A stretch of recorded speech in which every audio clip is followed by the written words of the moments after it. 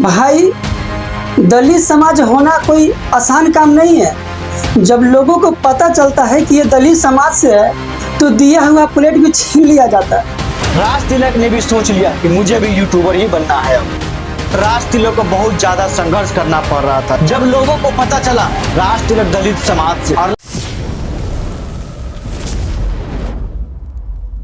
नमस्कार दोस्तों, आज हम एक ऐसे शख्स के बारे में बात करेंगे जिसका जीवन संघर्षों से भरा पड़ा रहा है। दर दर के हर जगह पे ठोकरें खाई है, कभी अपने गरीबी को लेकर तो कभी अपने कास्ट को लेकर। तुझे कपड़ा पहनने का ढंग नहीं तो तुझे बोलने का तरीका नहीं मालूम, तुझे चलने का तरीका नहीं पता, हर जगह काम से निकाल दिया जाता जब पता चलता तू दलित समाज से है। बहुत ही संघर्षों से जीवन भरा पड़ा रहा है जिसका नाम है राज तिलक, जो आज राज तिलक से राज तिलक ब्लॉगर बन चुका है। लेकिन यूं ही राज तिलक से राज तिलक ब्लॉगर नहीं बन गया है, जीवन के कई साल लगा दिए अपने जीवन बनाने में। ये कहानी शुरू होती है राज तिलक जब मात्र 10 साल के थे। उनके पापा का एक्सीडेंट हो जाता है, लेकिन फाइनेंशियली इतना मजबूत नहीं थे कि अपने पापा का इलाज करवा सके। और हालात इतना गंभीर होते जा रहा था, अगर सही समय पर इलाज न हो तो जान भी जा सकती है। तब राज तिलक और उनके परिवार वालों ने और कुछ गाँव के लोगों ने मिलकर चंदा इकट्ठा करना शुरू कर दिए और गाँव के लोग भी इनका हालात देखकर मदद करने के लिए आगे आने लगे। जैसे तैसे पैसे को इकट्ठा कर लिया गया और इलाज के लिए पटना पीएमसीएच भर्ती करवा दिया गया और ऊपर वाले की कृपा से जान बचा लिया गया डॉक्टर के द्वारा। लेकिन डॉक्टर ने कहा इनको लंबा समय तक बेड रेस्ट की जरूरत है। बट राज तिलक के घर में घर संभालने वाला सिर्फ एक ही था,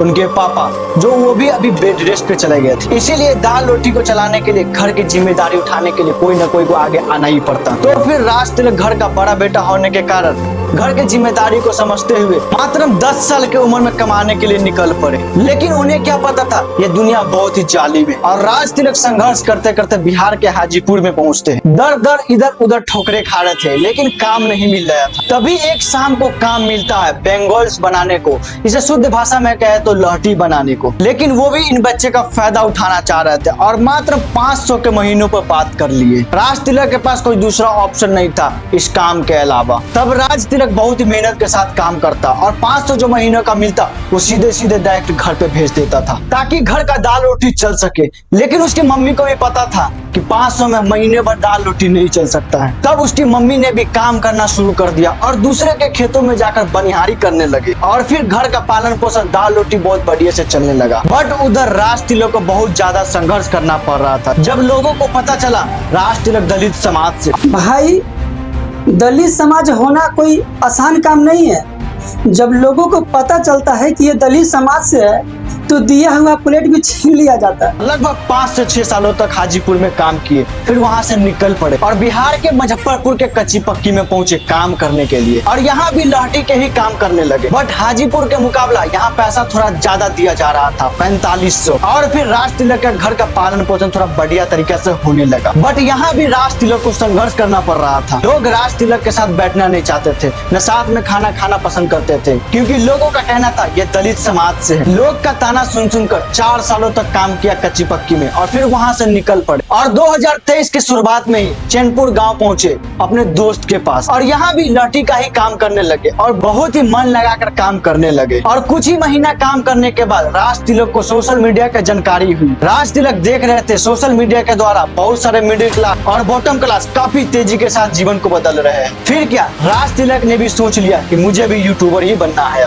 और 5 दिसंबर 2023 को अपना यूट्यूब चैनल क्रिएट कर लेते हैं और सप्ताह के 6 दिन लहठी बनाने का काम करते। मंडे के मंडे फुल डे वीडियो बनाने में लगा देते और ऐसा ही कुछ महीनों तक चलता रहा। फिर राज तिलक को रियलाइज हुआ कि ऐसे सोशल मीडिया पर वायरल नहीं हो पाएंगे। फिर क्या, राज तिलक कुछ पैसों को पॉकेट में रखकर महानगरी मुंबई जैसे महंगे शहर के तरफ चल पड़े और अगले ही सुबह राज तिलक मुंबई जैसे शहर में कदम रख दिया और देखा कि यहाँ कोई भी अपना नहीं था। उधर घर वाले भी प्रेशर दे रहे थे पैसों के लिए, क्योंकि राज तिलक का घर राज तिलक की वजह से ही चलता था। राज तिलक मुंबई जैसे महंगे शहर में दिन भर वीडियो बनाता और जब रात को सोने की बारी आती तो इतना पैसा नहीं था कि ठहरने के लिए कमरा ले सके, फिर मजबूरन सड़क के किनारे ही सोना पड़ता। ऐसे ही कुछ दिनों तक चलता रहा। फिर वो दिन आया जब राज तिलक के पॉकेट में एक भी रुपया नहीं बचा। फिर राज तिलक को मुंबई में सरवाइव करने में ज्यादा ही दिक्कत होने लगा, कोई भी एक रोटी के लिए भी नहीं पूछ रहे थे। बात जब हद से ज्यादा बढ़ गया तो राज तिलक मुंबई से फिर गाँव के तरफ चल पड़े और गाँव पहुँचकर फिर से लहठी का ही काम करने लगे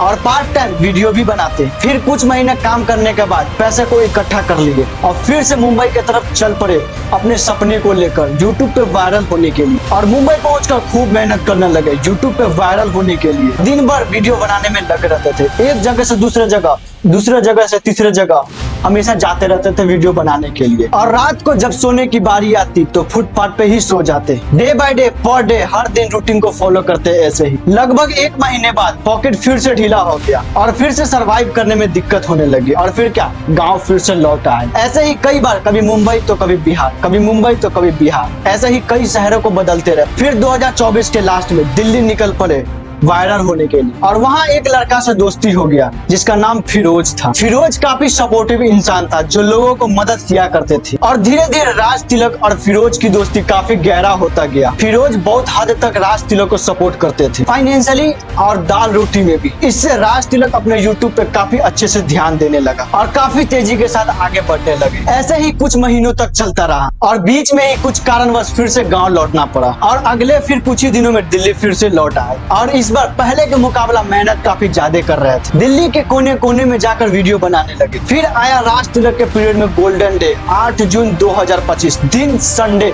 दोपहर के 3 बजे मायावती पार्क में। हर दिन की तरह इस दिन वीडियो शूट करने के लिए गए थे और देखा कि मायावती पार्क में बहुत सारे लोग इकट्ठा है एक ही जगह पर। और जब जाकर देखा तो एक influencer Manisha dancer video shoot कर रही थी जो काफी वल्गर टाइप का वीडियो बना रही थी। फिर क्या, राज तिलक को बर्दाश्त नहीं हुआ और उठाया कैमरा और हो गया स्टार्ट। हालांकि राज तिलक वही सवाल पूछा जो वो बनाती है, बट मनीषा डांसर की बहन खुशी डांसर को थोड़ा बुरा लग गया और विवाद हो गया। वैसे आज सोशल मीडिया पर 90% से ज्यादा लोग राज तिलक को सपोर्ट कर रहे हैं। भाई तूने सही किया, क्योंकि मनीषा डांसर का वीडियो आप हर जगह पर प्ले करके नहीं देख सकते। न परिवार के साथ, न भाई के साथ, न बहन के साथ, किसी के साथ आप बैठकर नहीं देख सकते हैं। बट राज तिलक का भी वीडियो वल्गर टाइप का रहता है। ऐसा सवाल मैंने खुद राज तिलक से पूछा था। मैंने आपका वीडियो देखा है, काफी अश्लील टाइप का आप भी वीडियो बनाते हैं। देखिए, हमारा वीडियो अश्लील टाइप के नहीं रहता है।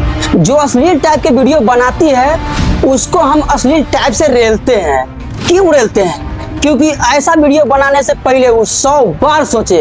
राज तिलक के साथ पूरा फुल पॉडकास्ट देखने के लिए डिस्क्रिप्शन में लिंक दिया गया है, जाकर पूरा फुल वीडियो को देखिए। इसके आगे की कहानी बहुत ही इंटरेस्टेड है जो आपको वेट करना होगा नेक्स्ट पार्ट के लिए। So thank you, to be continue.